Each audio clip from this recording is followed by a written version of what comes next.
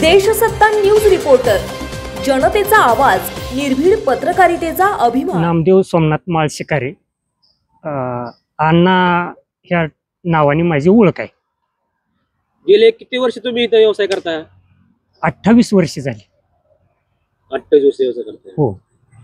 कधी सुरुवात झाली तुमची व्यवसायाची? 98 साली, 1998। किती रुपयापासून वडापाव विकताय? 1998 साली 3 रुपयाला वडापाव होता।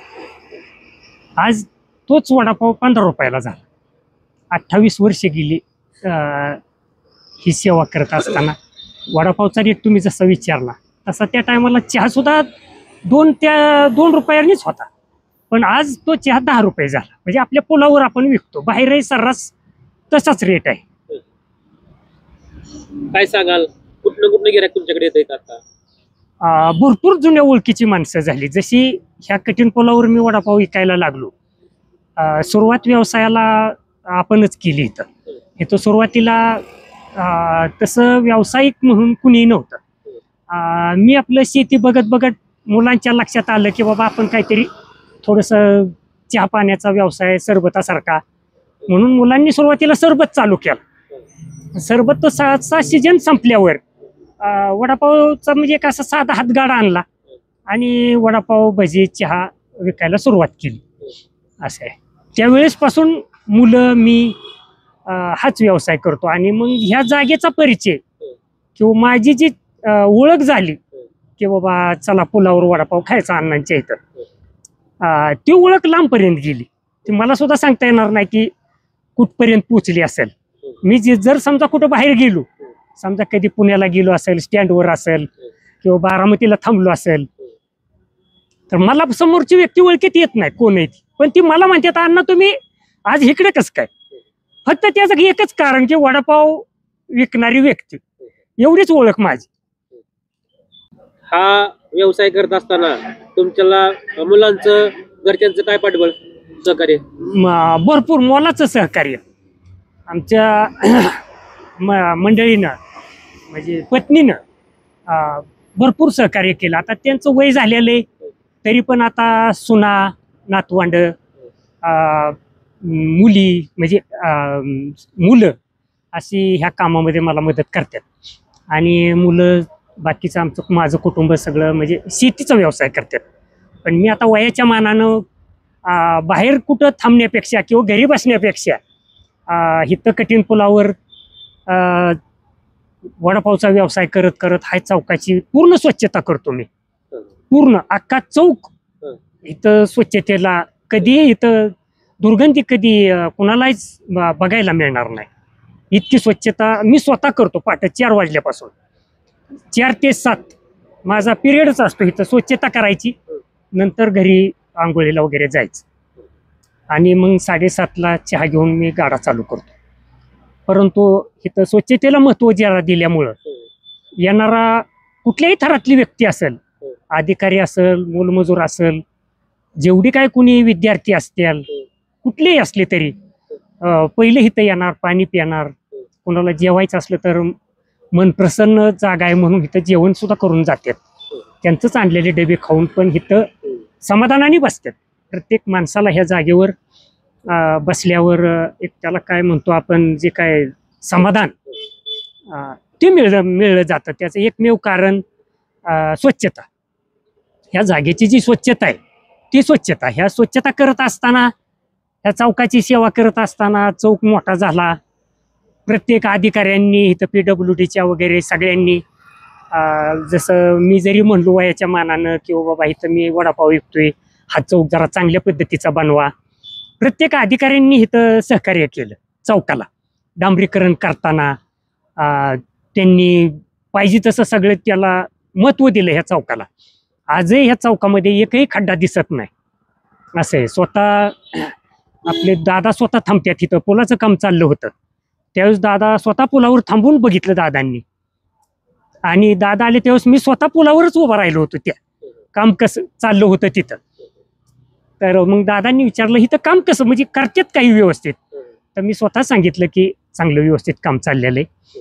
पण आपण जसं मी माझ्या शेतीची जशी देखभाल करत होतो किंवा करतो, तशी ह्या चौकाची सुद्धा देखभाल करण्याची माझी व्यवसायाला लागल्यापासून 28 वर्षात माझी प्रवृत्ती तशी आजही आहे आणि अजूनही माझी म्हणजे तशी कल्पना आहे म्हणजे त्याला की जेवढं मला काय चौकामध्ये जेवढी सेवा करता येईल एवढी करत राहायचं. वडापावच विकायचं पण आलेल्या माणसांशी पाहुणचार प्रेमानं वागणं, इथनं कॉलेजच्या जाणारे मुलं मुली ह्यांना किंवा संध्याकाळी किंवा बाबा तिथनं जाणारी महिला थांबल्या कोणी तरी पण मी त्यांची चौकशी करतो. तुम्हाला कोण न्यायला येणार आहे? गाडी तुम्ही एकटं थांबलाय, तुमच्या घरची फोन झालाय का असं विचारल्याशिवाय मी घरी जात नाही संध्याकाळी. ही माझी नेहमीची प्रवृत्ती इथं वागण्याची. त्याच्यामुळं ह्या सगळ्या स्वभावामुळं माणसं इथं पुलाव थांबतात, ह्या व्यवसायालाही थोडीशी प्राधान्य देतात आणि वडापाव चहा भजी ह्याची थोडीशी नाही म्हटलं तरी चव चांगली. त्याच्यामुळं लोक मनापासून इथं येऊन ह्या व्यवसायाला मला समाधानाने हे प्रवृत्त करतात. त्यामुळं मला असं कधी वाटत नाही की घरी बसावं. आज कायमस्वरूपी पुलावच असतो. जर बाहेर गावी गेलो तरच मी चौकात नसणार, अन्यथा मी घरातनं बाहेर उठून बाहेर जरी आलो 2 वाजता तरी पण मी चौकात येतो की बाबा काय कुठं दिसतंय का, अडचण आहे का कुणाला. कधी इथं एखादा रात्री 2 वाजता जरी ऍक्सिडेंट झाला आणि मला आवाज आला गाडी पडलेला तरी सुद्धा मी माझी मुलं पुलावर येतो.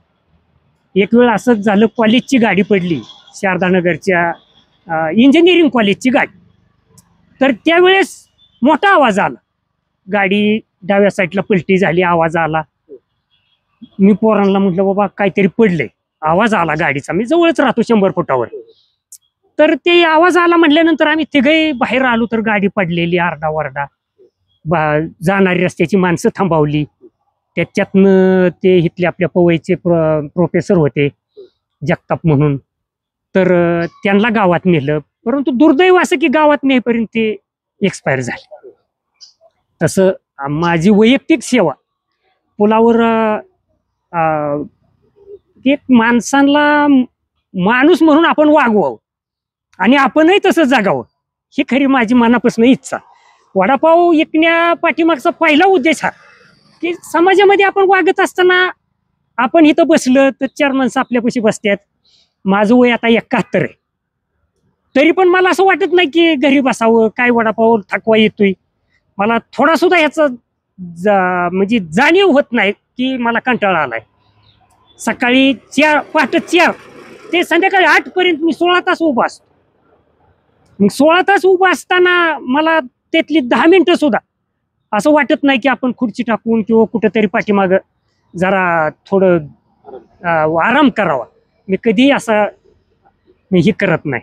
क्वालिटी 1 नंबर आहे. आता आम्ही मामा आहेत आमचे भावाचे, चुलत भावाचे, राजेंद्र खंडाटे म्हणून लाट्याला. त्यांच्याकडे पहिल्यापासून येतो, आलो की आवर्जून आपल्या वडापावसाठी थांबतो. आणि पहिल्यापासून म्हणजे जसं आम्ही येतोय तसं तिथपासून आतपर्यंत तरी क्वालिटी तीच आहे. म्हणजे एकदम स्वच्छता आहे ती, बाकी क्वालिटी व्यवस्थित सगळे. हा मी येतो, मला एक 20-22 वर्ष तरी आठवतं म्हणजे तिकडे येतो तसं. क्वालिटी कशी वडापावची? क्वालिटी 1 नंबर आहे. स्वच्छता आहे व्यवस्थित सगळं. म्हणजे का कधी येईल तेव्हा आता बारामतीला गेलतो, बारामतीहून येताना थांबतो वडापावसाठी, आवर्जून थांबतो. नेरेला चाललोय आता. हा 1 नंबर.